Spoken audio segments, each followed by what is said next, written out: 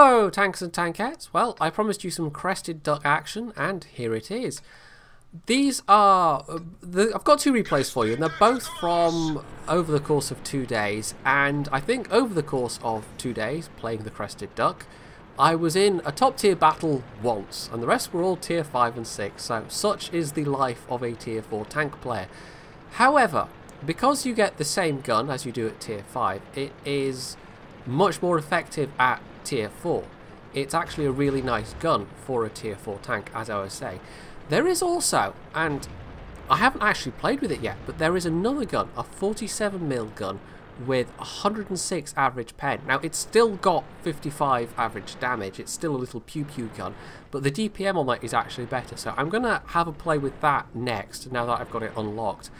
But even just the 75mm, I mean the one drawback of it is obviously it's a slow rate of fire, you carry less ammo than the G1R, but otherwise it's a really nice gun for tier 4, as we're going to see. So this is Widepark, it's very tier 6, this is terrible matchmaking for me. There's only 2 tier 4 tanks on our team, the enemy team's got 3, one of them is an A20. Oh yes, that's a Dickomax, making full use of his gun depression. Luckily for me, I don't think he was fully aimed, and I was more or less, I was pre-aimed on that ridge line, so I was able to get a shot off at him in return, and that was quite nice. It was a slightly above average roll as well. But I'm kind of at the forefront here. There's a bunch of tank destroyers behind me, which is good. There's a TOG nearby as well, which is also good. But in terms of things coming over the tracks along the 1-2 line, it's more or less just me. So this might get interesting. I am going to need that extra punch. Now that first shot on the Dickomax, actually that was an APCR shell. And as I've already noted, the APCR on this gun's pretty rubbish. But for the rest of this game, it's going to be just AP. And just AP turns out to be fine against pretty much most of the tier 6s that I mean. Well, mostly it's the M6 that I'm shooting at. And yes, that made me jump a little bit. And oh, he's looking my way. If I'd been shooting at the T150 or the KV2, the APCR might have been more necessary. But bear in mind, 100mm of average pen versus, what, the KV2's got 75mm average armour in a lot of places. The T150 is, I think, 90 average, so it's a bit more of an iffy shot. Something like the T150, you might well want to use APCR, but for the vast majority of even tier 6 targets, that AP is more than enough. The major disadvantage of being only a tier 4 tank in this matchup is I don't have many hit points to play with. And, oh, this is getting a bit hairy. Now, I do have those tank destroyers behind me helping out. But this M6 is, yes, shooting me slightly. However, he's got his 76mm gun, not the 90mm gun. Otherwise, I'd have been dead in 2 shots. So, I just about lived through that, and I was actually able to kill him, having softened him up already. So, a little bit nerve-wracking, but I'm still alive, and we do seem to be winning this one as well. It's a little, like, maybe it's a little early to call it at the moment. It's still 10-7, but we're pushing up on the right-hand side of the map. We've got Cromwell, Type 58 and T67, all of which are fairly mobile tanks, fairly manoeuvrable tanks. And we've actually also pretty much won this flank now as well. The enemy team's down to 4 tanks, so yeah, we've got this. We have got this. So I don't want to pull out in front of that Dickomax, and obviously I was keeping these guys spotted, and there we go, a final kill for me. That's the last damage I'm going to get, because obviously, oh, there goes the SE100Y. Obviously, it's now just down to that T1 Heavy. And this is not the fastest machine. But I will say, it's got the same rated top speed as the G1R. And it actually has a better reverse speed than the G1R. The power to weight ratio is worse, but it's not that much worse than the G1R. It's just over 10 horsepower per ton versus just over 13 horsepower per ton. And the better reverse speed actually makes it feel a bit better, I have to say. I would actually prefer that the G1R had this reverse speed. It's only like an extra 4 km an hour, but it helps.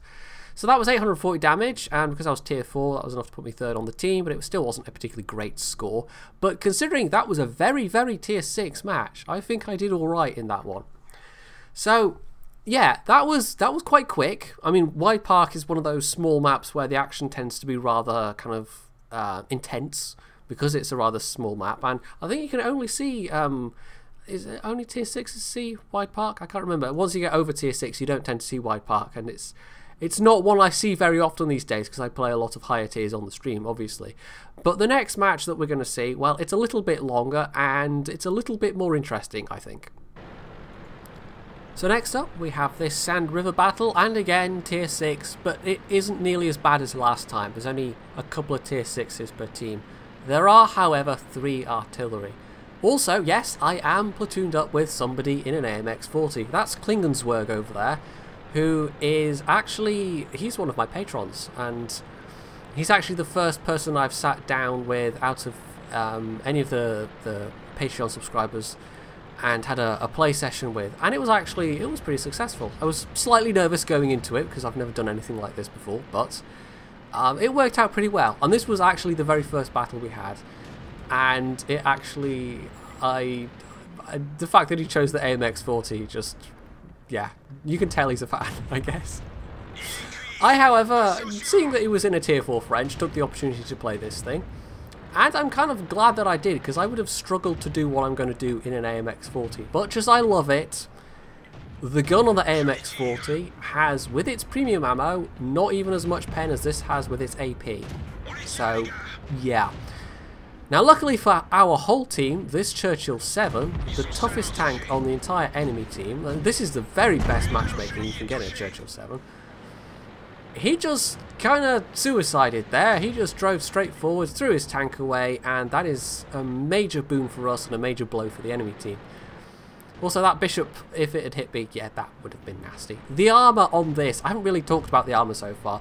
It's 40 mil kind of front and sides, which at tier 3 would be alright. At tier 2 it'd be pretty great, but it's at tier 4. And even when you're top tier, the armour isn't going to count so much.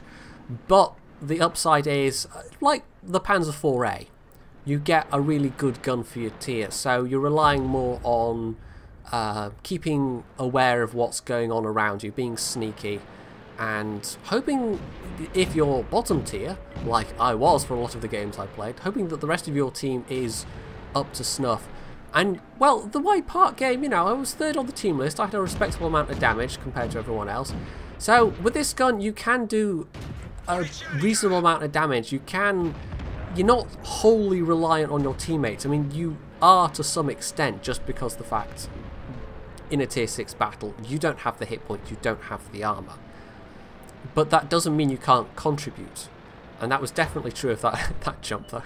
That was definitely true of the Widepark game, where I felt I helped out. And yeah, it was lucky for me that the M6 didn't have his top gun. But, oh dear, there goes Klingenswerg. Hello, artillery. Well, I can avenge him by taking out this other arty, this tier 6, which is actually pretty dangerous. So that's quite nice for us that the arty were on the ridge and that there weren't enemy tank destroyers on the ridge. But anyway, yeah, you can, like, I feel you can punch above your weight just because you've got a good gun, even though the mobility is nothing compared to the Panzer IVA. Anyway, I have turned around because I can see from the minimap there was an Su-85B up there. And I actually, you know, I know how dangerous that can be in the right hands if it's got its top gun. And I don't have, it's got what, 130 average pen? It's something like that. It is a pretty lethal little tier 4 tank destroyer. So I really want to take him out rather than have him shooting at our backs as I'm trying to decap or whatever. Our 82 also, instead of going to decap, oh, will I take a hit? No, okay, no, that's fine.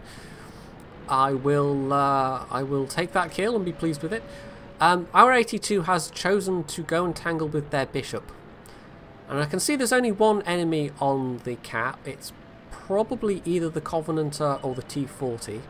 The T40 hasn't been spotted yet at all. The Covenanter was spotted along the K line, along with the T150.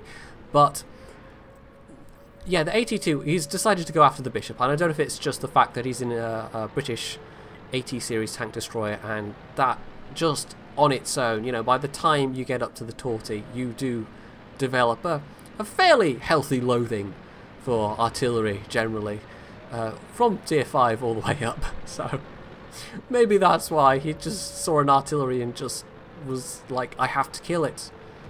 It is just my calling. So he's managed to get himself down there, which means it's going to take him forever to get back up. So, okay, I will have to decap. Oh, And there's the French Tier 4 arty, the AMX 105, who thinks he'll have a go. No, it does not work out for him at all. I wonder if our AT2 had the derp gun maybe, because he was able to just one-shot that French arty. I should put a crew in my AT2 again. I haven't played it for ages. Anyway, it is the T40 on the cap, and I spot him. I didn't even need my binos. And by the way, I would say binos are incredibly useful. I've actually got... I've pimped it out quite a bit. I've got the gun laying drive and a gun rammer. And gun rammer I would say is essential, because obviously the rate of fire and everything is slower than the G1R. The aim time is slower as well, but it's still not too bad considering. But I've also got binos in the third slot because 330 base view range versus that stacks with binos to produce an over 400 meter view range, and that is even in a tier 6 battle, that is really useful. So I've got the APCR loaded again, but even with APCR at this range, the T150 is going to be a tough target. And if I could hit his turret, I could maybe pen, but the accuracy is not great. The 47mm that this also gets, the unique 47mm, actually has pretty good accuracy, so that's why I want to try that gun out as well. It would be nice if some of the other French low tiers got that 107mm. Yes, it would be nice if some of the other French low tiers got a 107mm gun. It would, but that 47mm gun, like that gun on the AMX40, for instance, could make it a very different experience. There's some of the other, like the B1, if it had that 47mm, that could make that a very different experience. Like if you can imagine a B1 with double, not quite double, but almost double the amount of penetration, that would be pretty nice. So the T150 actually, artillery's taking care of him. I was thinking I'd decap, or have to decap again, and was trusting that the T150 wouldn't wreak too much havoc in the meantime. But as it turned out, Arty managed to take him out anyway. I've taken out that T40, so that's one less person capping.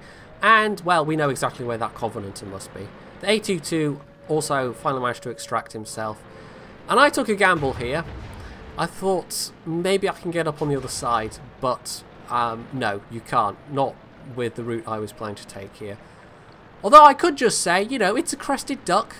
I wanted to go and have a splash around. Yes, I could just give that as a reason. That would be entirely legitimate because, as we all know, ducks like to play in the water. It's a crested duck, damn it. I will cling to that until the day I die. Anyway, so that was a first class defender from killing that T40. That was enough defense points to actually get me a defender badge, which was quite nice. I was actually top of the team that time with nearly 1100 damage, 4 kills, and that was enough for 822 base XP.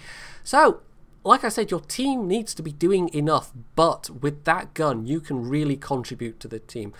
And it's a little bit like, this is a nice gun for tier 4, and then you get exactly the same gun at tier 5. It just makes the tier 5 feel lackluster for its tier. I don't think it's a bad tier 5, the G1R. I just think it's, as I said, I think it's mediocre. It doesn't really do anything particularly well apart from that that derp HE, which flies so much faster. It's gonna catch people out. If you can make that work, then it's fine. But you'll also have situations where I got into a fight with a derp Sherman in one battle with that, and he could just out reload me, and that was that. So, I do definitely like this more for its tier, but there are a lot of people that are just going to be like, oh, it's a slow French low tier tank, and it's not going to be particularly exciting. But you know what you're going to get into with this line. They're all kind of not great mobility, but they have pretty good guns for their tier until you get to tier 5. So as I said in the G1R video, I think this is going to be a very attractive option for people wanting to grind the French heavy line, which is a worthwhile line grinding. There's some very interesting tanks on that line overall, and getting to the tier 6 is going to be a much more well, not more enjoyable necessarily, but maybe a less frustrating experience than going through the B1, even though I know that has its fans as well. So, yeah, I like it for its tier. I think I'm going to hang on to this. I really hope that the AMX40 gets this gun at some point, or even that 47mm with 106 pen. That would make the AMX40 actually quite an interesting tank to play. I already think it's an interesting tank to play, but I don't necessarily think it's a great tank. But shh, don't tell anyone I said that. That's a secret between you and me, right? Don't, you know, I've got my reputation to think of here. So anyway, yeah, there we have it, the crested duck. If you liked these replays, you can leave any comments below, you can hit the like button, you can subscribe to my channel, and as always, stay tuned for more.